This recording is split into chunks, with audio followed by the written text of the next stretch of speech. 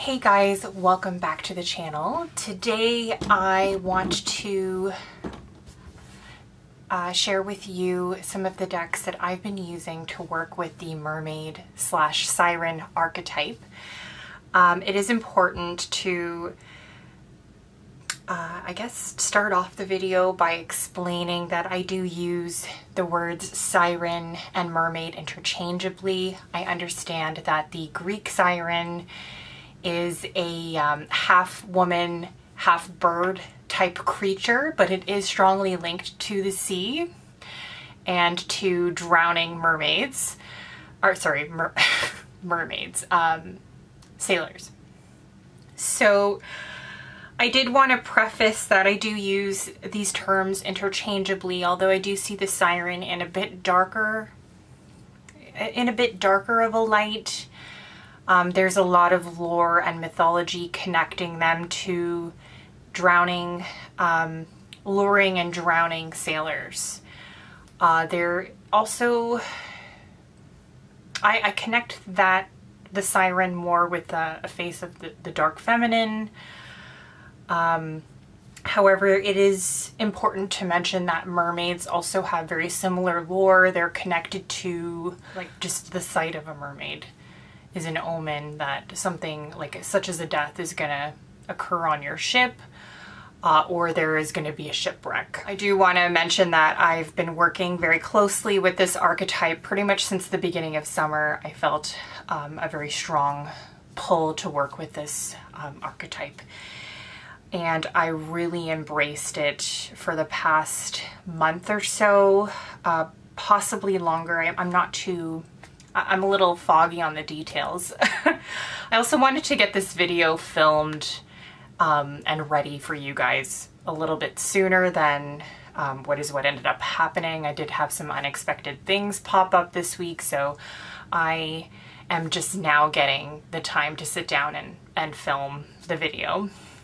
It's interesting though, because I'd say the past week or week and a half, 2 weeks, I've been feeling an energy shift. I've been feeling a lot more pulled to working with the dark feminine or darker faces of deity. And I'm feeling a lot of those fall vibes. I'm sure I'm not the only one. Let me know in the comments section below if you're feeling those autumn vibes. I'm really excited for fall. It kind of feels, it's weird here weather-wise in Canada, at least where I am. It's really cold in the mornings, and in the afternoons, like, we're reaching the we're reaching the teens, and sometimes during the day it's warm. We're reaching slightly warmer temperatures, or we're in a heat wave. So we're kind of all over the place, like, weather-wise. But we have had a lot of thunderstorms this year. This summer, there's just been a lot of rain and storms. So maybe that's why I'm feeling a bit more of that energetic push to work more with darker deity, and I'm more interested in darker colors. Like, I would align the colors that I'm drawn to right now with the fall. So I just wanted to preface that, explain that. You can tell by the colors that I'm wearing, the makeup, I'm drawn to a lot darker colors right now than you've probably seen me the past couple of weeks. So, mermaid lore and siren lore aside, one of the initial things that I noticed working with this archetype is its duality, particularly with the mermaid. There is a connection to the astrological signs of Pisces and Virgo. Being a being of half man or half woman, half human, it connects them to the land. And then there is the other half of the being that is part fish. I've also seen this archetype pop up as different aquatic animals, like half aquatic animals such as jellyfish, snakes, and then half woman. I've also sort of dabbled in that a bit as well. So there is that duality within this creature, this being, however you want to look at that. I specifically see it as an archetype. I work with it archetypally, but there is that sense of duality that connects them to both the land and the sea. There's that half aquatic animal, half human, which connects them to the land. So there is that divide or that opposition within one being. I found it incredibly helpful for really working on your emotions, bringing them into balance, as well as giving you more of a practical approach to working on your goals too. I liked that that balance between the two astrological signs of Virgo and Pisces that is sort of ingrained within this being. I found it very interesting. Personally, I am a sun sign Pisces, moon in Virgo. So I find that this archetypal being is probably very prominent within people like myself who have a lot of duality. Maybe you're a Pisces sun like me, Virgo moon, or if you have a strong placement that is a strong opposition placement. If you're new to astrology, Pisces and Virgo are opposite signs. They're opposite on the zodiac wheel. So I find that people who have strong placements that are in opposition to each other could be incredibly drawn to this archetype. If you have a lot of earth signs in your chart or water signs, particularly water signs. The Mermaid / Siren, I do see this being as a water spirit. It is strongly associated with bodies of water. There are mermaids that are connected to fountains, not just large bodies of water. Fountains, lakes, ponds, springs. There's so many different bodies of water that you can find these, or myths, I guess, regarding these beings. They're not just the sea. So it's helpful to take that into consideration as well. Apart from the strong duality, I was getting very strong messages working with this being with respects to, I guess, being really honest with yourself, honest about your emotions.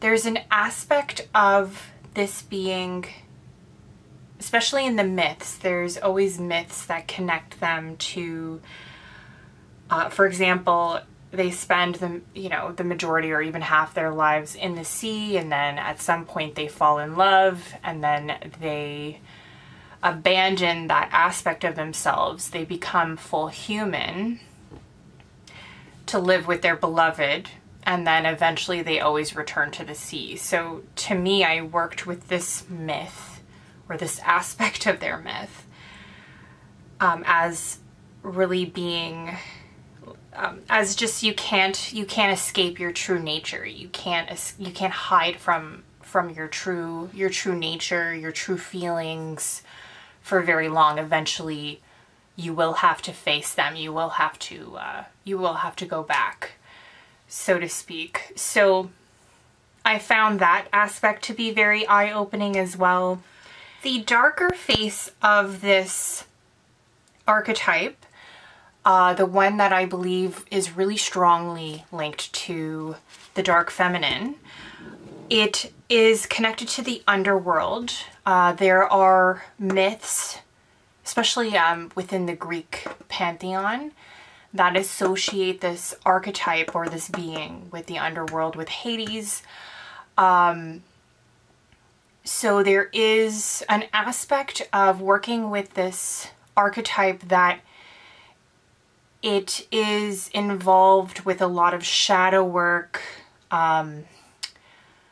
really being honest with yourself about how you feel about certain situations, about yourself, and just really coming to terms with certain aspects of yourself that you might not be particularly comfortable with. I strongly associate the underworld with the subconscious, shadow work.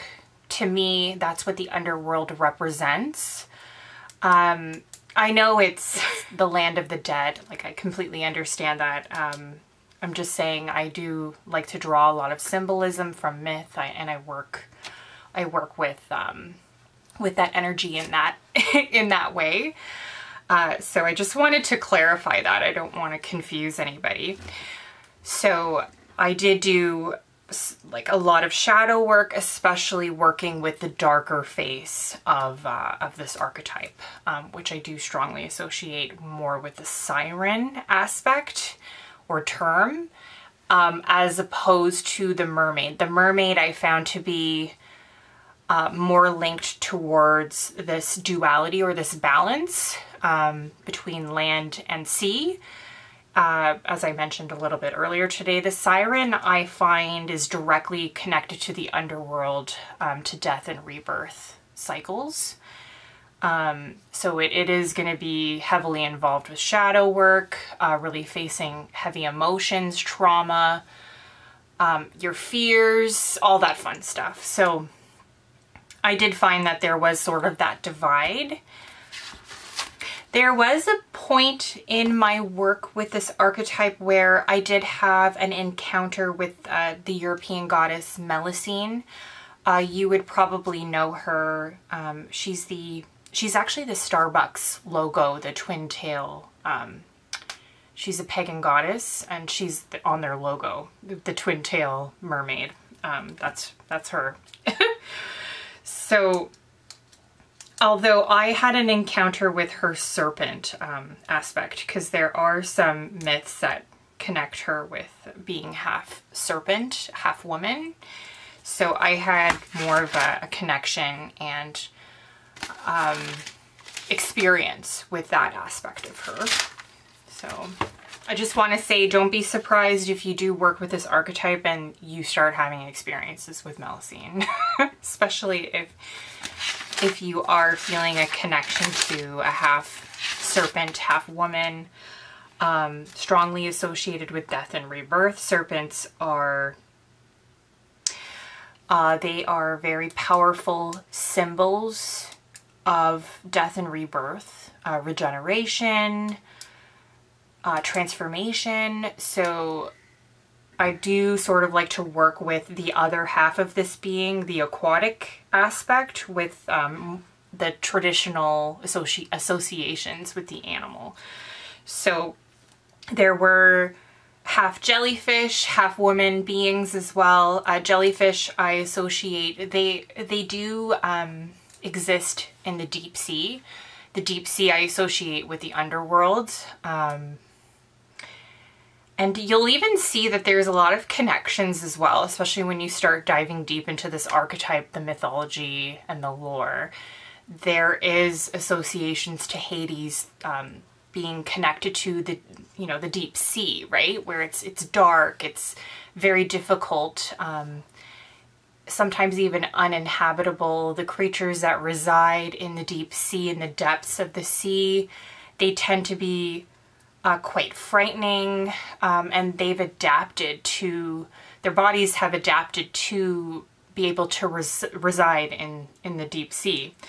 There's a lot of sailors and shipwrecks at the bottom of the sea as well that have unfortunately found their resting space or resting place back there. So the deep sea is associated with graveyards as well in that aspect. And there's also this association with hidden treasure or sunken treasure within the ship as well. So there's even, like the underworld, there is this association with wealth in the deep sea. So I just found all those connections very interesting as somebody who works very closely with Hades. I love his energy. I love to work with his energy. So I just found that to be very interesting and present within this archetype. So another thing that I also more associated with the mermaid, that of land and of sea aspect, that duality, which I also forgot to mention, the duality is also within the darker aspect of this archetype, is that it's the death and the rebirth, the duality aspect of the darker face. And then when we go back to the mermaid, here we have again that with the land and sea aspect, or the Virgo and Pisces aspect, man and fish aspect, or aquatic animal.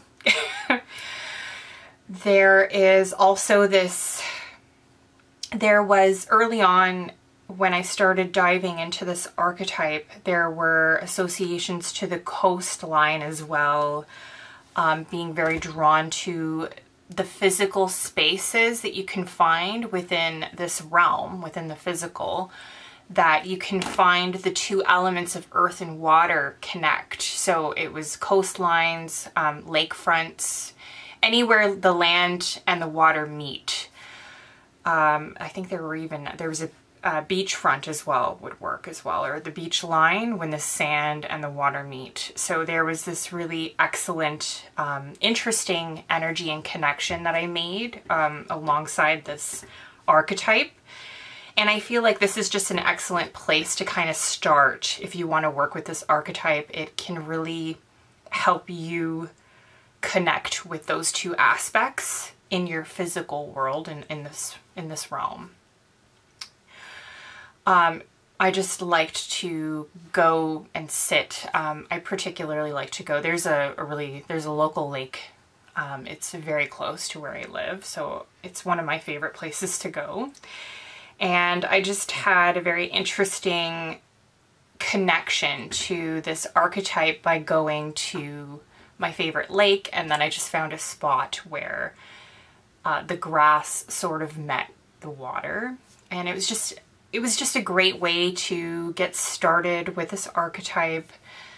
Just feeling the energy. It's very calm, it's very serene. It seems to be a place where a lot of animals thrive.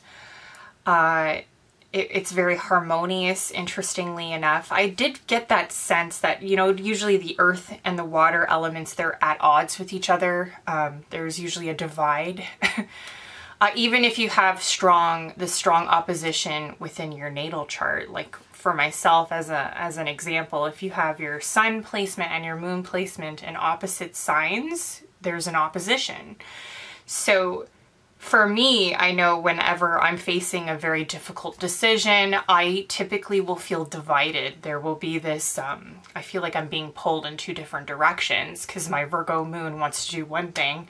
My Pisces moon wants to do the exact, or my Pisces sun wants to do the exact opposite. So I find that this archetype is excellent for really bringing these two typically at odds aspects sort of into balance and harmony. And when you go to these places where you can see the two elements unite in a very beautiful, harmonious way, it's an excellent representation of this energy that is present within this archetype and its teachings. So those were just some quick, or not so quick, teachings or lessons by this archetype, although this is very in a nutshell.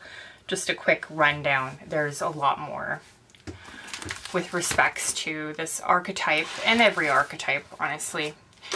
So I just wanted to get over, or I just wanted to go over the lessons and the information that I experienced while working with this archetype before I got into the decks. I have 2, 3, 4, 5, 6 decks, so it's a little lighter of a deck list, but I didn't want to go too hard with respects to this archetype.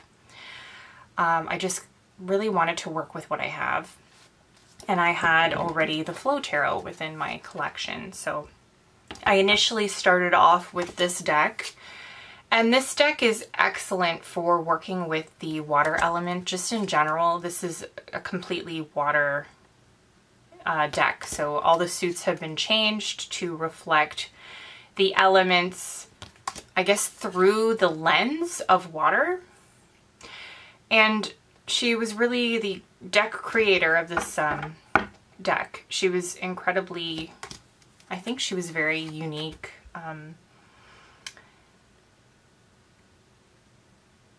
Oh my god, the word is on the tip of my tongue. She was very creative with respects to the renaming of her suits.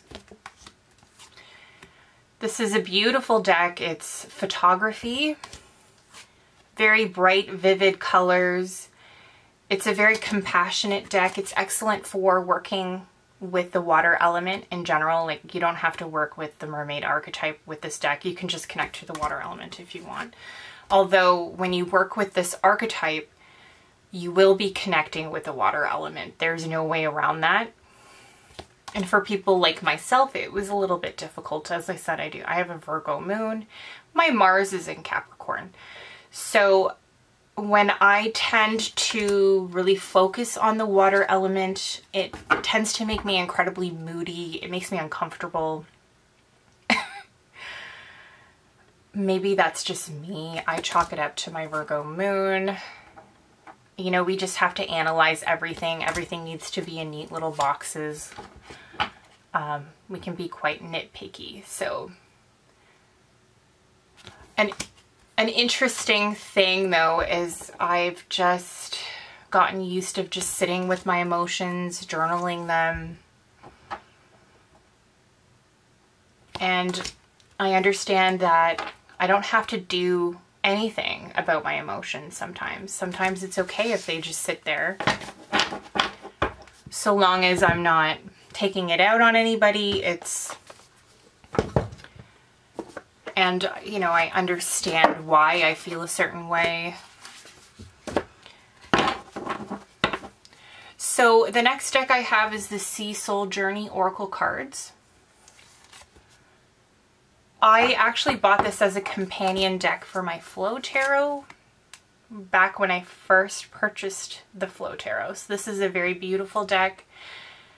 As I've mentioned on my channel already, this is it's a very simple deck. It's not, in my experience, it's not a very deep deck. It tends to lean more positive. It's great for general readings.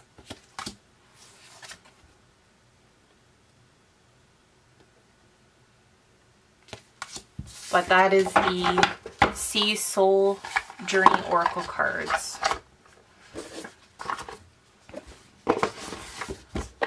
The next deck I recently purchased, I think more towards the beginning of this month.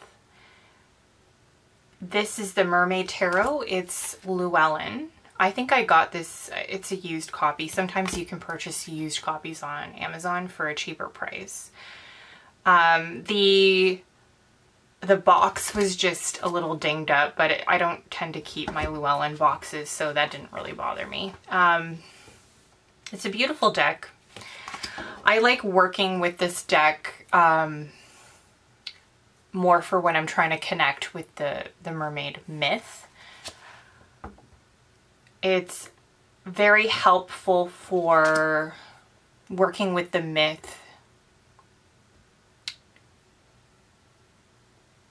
and how you can work with the myth in your own life, within your own life story.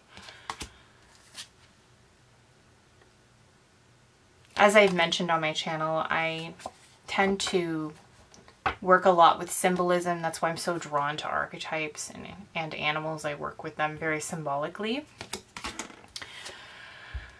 And it's why I'm drawn to decks like this. It tells the mermaid myth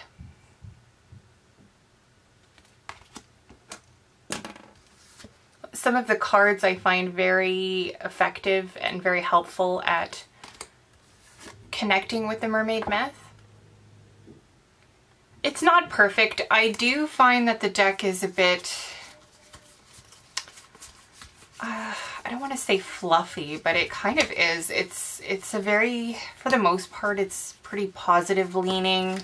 There are some interesting cards like the Devil here. it wasn't quite what I was going for, so I ended up purchasing off Make Playing Cards. It's not the best quality deck, and I bought the deck and Oracle. So I bought the tarot deck and the Oracle deck. Oh my gosh, I mixed them up. I think they both costed me, they were $20 each, around there. I'm not too sure about the price, but it is called the Dark Siren Tarot and the Dark Siren Oracle. They were created by the same creator on Make Playing Cards. It is quite a reasonable price, although you do need to take into consideration if you're okay with the fact that some of these cards are blurry. They're not the greatest quality. Some of the cards look stretched as well. I'll show you them together. So this is the Oracle. It'll be on this side, and then this is the Tarot. But I like working with these decks.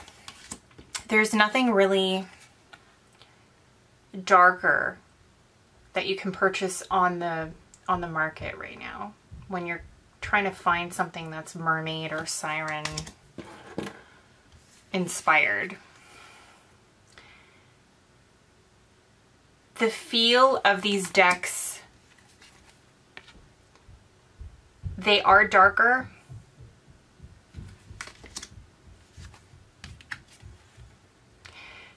These decks want to confront your deep, dark fears, but I do find them incredibly encouraging and compassionate. But it doesn't hold back. It's a very confrontational energy that you're working with when you approach these decks. They want to talk about your fears. They want to talk about things that need to go in your life.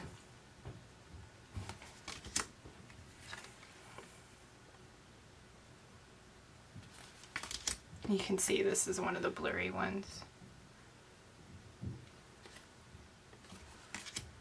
So is this one. You can get kind of an idea of the quality, but I do adore these decks. I'm taking a bit of a break from this archetype right now, so I haven't been working with it, but when I was working with it, I did find that it was a very confrontational deck, but it's also a very encouraging deck, very compassionate.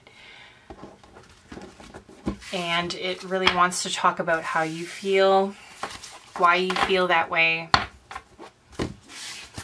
and just what's going on a deeper level with you. The last deck that I want to show you is a very beautiful deck. It's called the Cosmic Pearl Oracle. So this is mass market. Pretty much everything is mass market except for the Flow Tarot and the two decks that I just showed you from Make Playing Cards. So the Flow Tarot you can purchase on Etsy. I always forget to mention something in my videos. So back to the Cosmic Pearl Oracle. This deck is very beautiful. I love the edging. There is nudity in this deck, but as you can see, it's classic artwork. Digitally collaged.